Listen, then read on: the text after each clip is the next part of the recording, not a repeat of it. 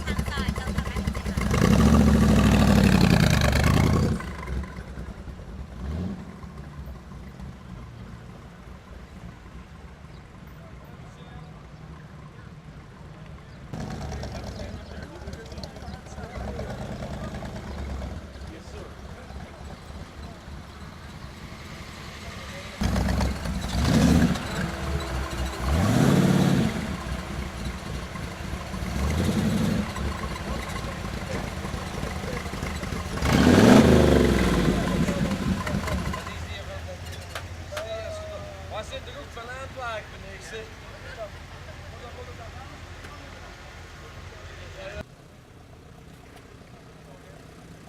朱容云，朱容云，朱容云。So I thought it is. All right, I'm rolling. okay. This is Shiner, car number 38. It's a 1940 Ford Coupe. And I'm gonna open this up so you can see a rather slightly got a bent bonnet already, so it's very hot.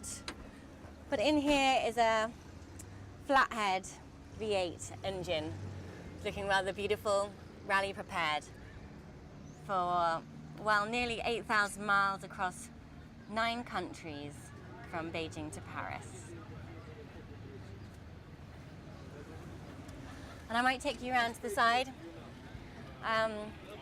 This is the driver's seat. We are a team, co-driver and driver actually. So some people are a navigator and driver, but we're both driving, we're both navigating, we're taking it in turns.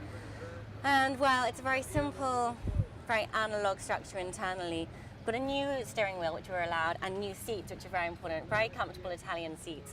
But otherwise, everything will look like it did, period, in 1940. These are the key gauges looking at the temperatures, and we don't want them to rise too high and get too hot. We've got an 8-ball for our gear stick, and well, behind us just a lot of junk in our trunk. So we will be shedding weight on the way.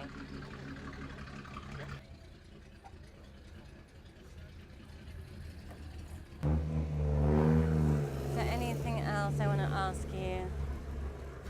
No, I think that's okay. There'll be a lure somewhere. There'll be a lure somewhere. Let me show the paint. So Shiner, the name of our car, is named after the moonshine smugglers of the 30s, who used cars like this because it had a really big trunk, an enormous boot to smuggle all this illegal liquor, and it also had a very fast engine to get away from the cops.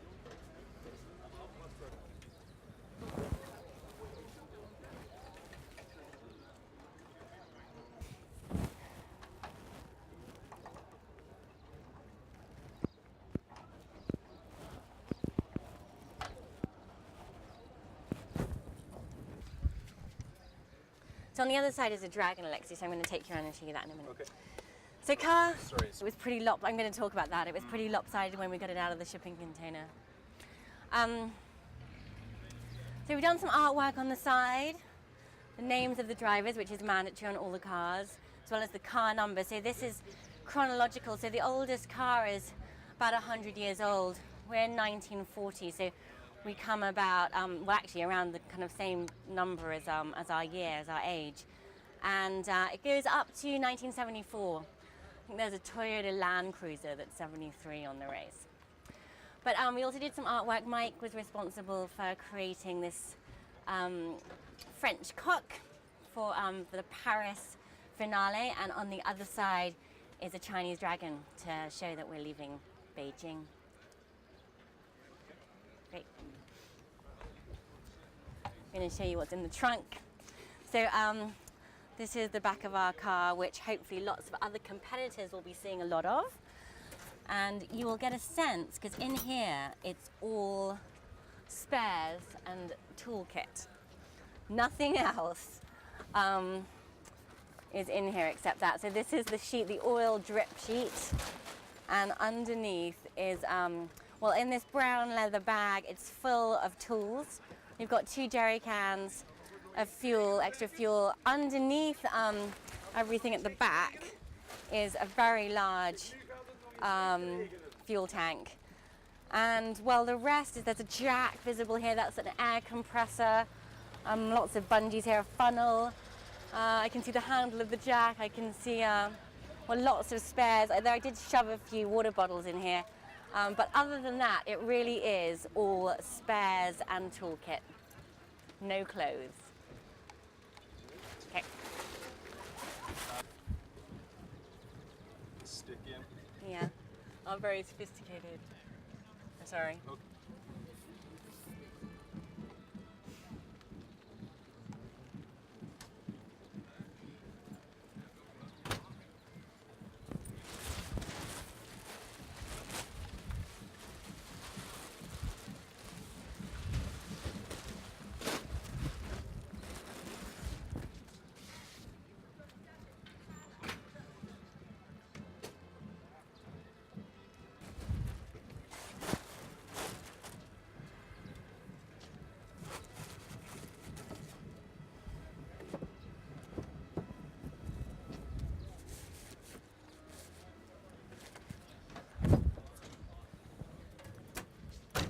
Coming around to the navigator side, well, we've created a beautiful dragon to commemorate kind of the beginning of the race, which the Chinese are obviously finding pretty exciting. We've had a lot of photo opportunities on this side, and I guess that does bring me back to the fact that driving from the shipping warehouse to the city and the city up to the Great Wall, well, there's been such a great reaction from the locals. Lots of thumbs up, lots of tooting of horns. We've got a great horn, so we've been lots of tooting back too.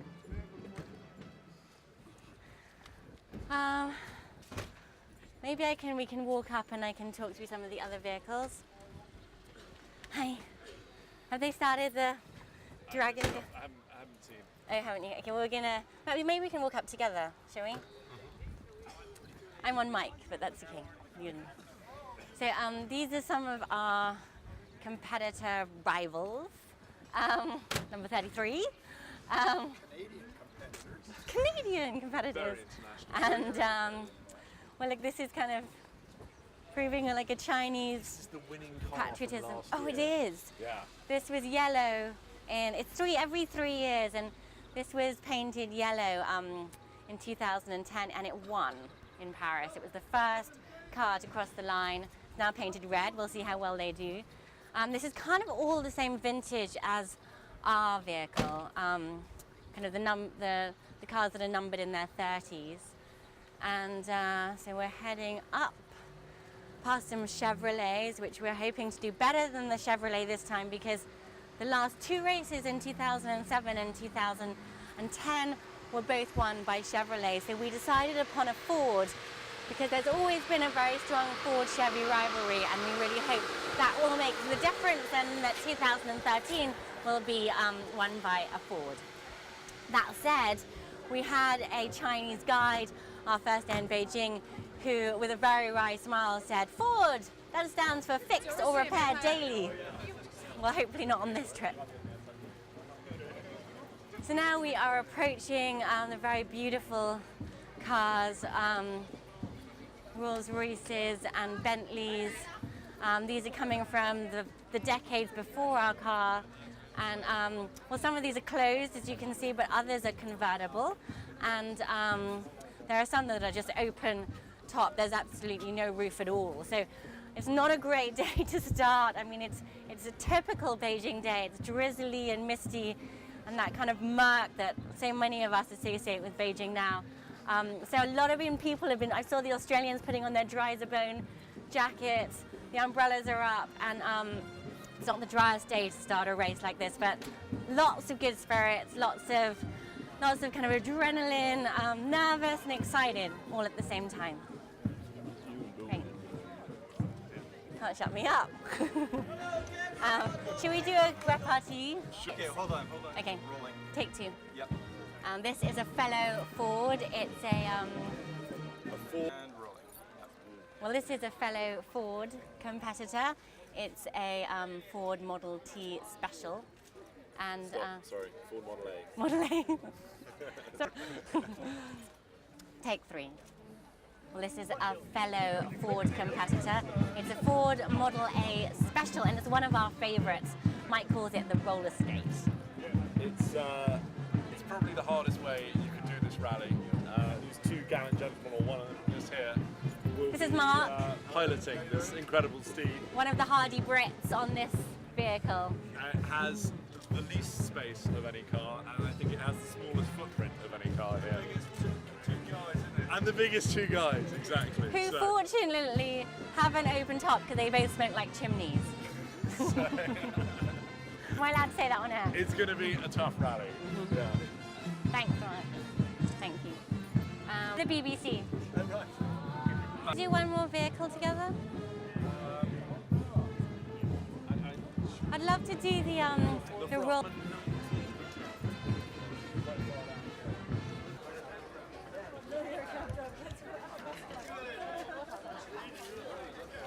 I might do another. Nikki?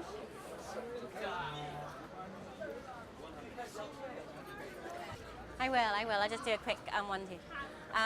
So this is another Ford. This is a Ford Model T. It's 100 years old this year. It was built in 1913, and I think that gives a real sense of the history of this race, which dates back to 1907, in fact, so over 100 years. So there's the Great Wall. Look at that.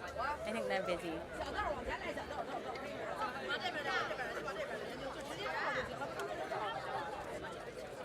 I left my phone in. So this is 51, I know. Datsun, quite a racy looking thing. I really, Volvos. Amazon I quite like this Volvo a lot. as well. It's lovely. It's lovely. Yeah, it's a very, very pretty some car. Brits and their Volvo. Have to leave the Lotus Go, go, at home. go. Yeah. No, I know.